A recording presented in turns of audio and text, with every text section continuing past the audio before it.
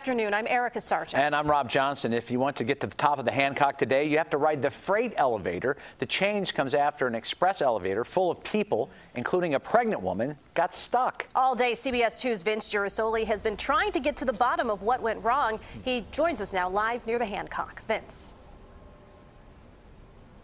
Eric and Rob, here's what we've been able to learn about the elevator car that failed. Apparently something called a hoist rope gave way, and a hoist rope is really a big, heavy cable, and so it supports the weight of the car. So when one hoist rope gave way, fortunately there are several hoist ropes. They continue to hold the weight of the car, and that is most likely those other safety ropes that were there what kept that car from plummeting at high speeds.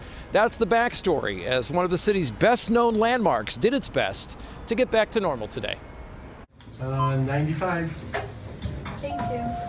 Here's how guests at one of the city's most visited landmarks made it to the Hancock Signature Room today.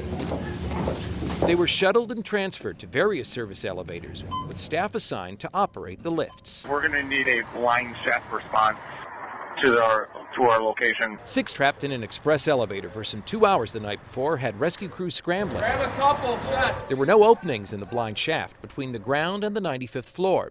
Here's a look at the concrete wall hammered out by fire crews in the garage area of the 11th floor. Cables dangled beside the cracked door where tourists were eventually pulled to safety. We had the cables that were broke were on top of the elevator. We couldn't do a elevator-to-elevator rescue. We had to breach a wall. Today, though the 3 signature room elevators are shut down for inspection and repair, there was no indication of the previous emergency. When I tell you that they had to break concrete and dig people out of an elevator, what goes through your mind? Probably wouldn't have come up to. Yeah, I don't know.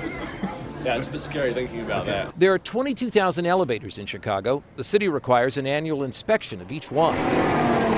There are 23 in the Hancock alone.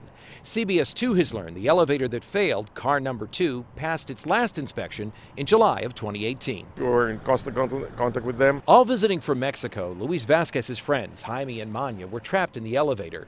His concerns included Jaime's history of panic attacks. How were their spirits afterwards? Not very good, calm, exhausted.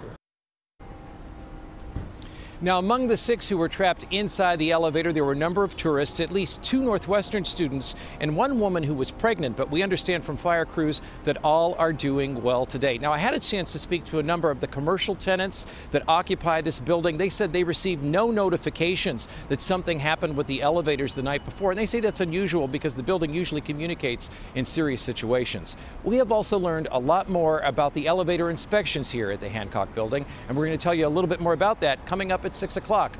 But till then, reporting live from North Michigan Avenue, I'm Vince Girasoli, CBS 2 News. Yes, you have to feel for those people trapped inside. Thank you, Vince.